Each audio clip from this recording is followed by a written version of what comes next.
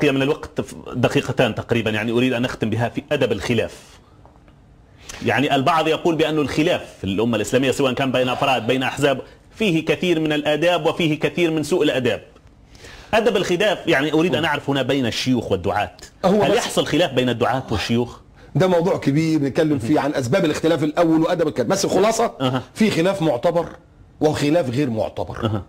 تعال أنا أردت أن أصل بعجالة لأنه لم يبقى وقت. الخلاف بينك وبين الداعية عمرو خالد ما ده ما يتقالش هنا، ما يتقالش لا. بكلمتين. أنا مفيش خلاف، أنا ما فيش خلاف يا أخي، ما ده ما فيش خلاف. إحنا بنتكلم فيه لما يكون واحد مثلا في اطار الفقه واطار الشرع بيتكلم خلاف بين العلماء بيسموه خلاف معتبر. نعم يا سهل الخلاف، مفيش اي مشكله، عوره الراجل وش المراه.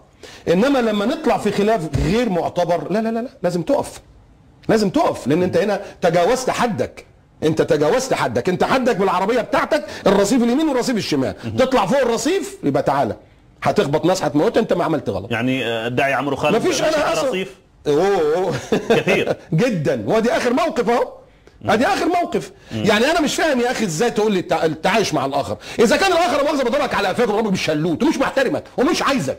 هو ذهب تحاور مع الدنمارك بين الشيخ القرضاوي قال له لا تذهب. مش دنمارك بس، ما هو دنمارك وبعدين تروح امريكا تكريما لمروحك للدنمارك، وبعدين تروح تحضر قداس مع ناس لسه محولين الاستاذ زغلول النجار عاملين له قضيه عشان بيقول على واحد بيسب اسلامنا وبيسب قراننا انه كذا وانه كذا وانه كذا.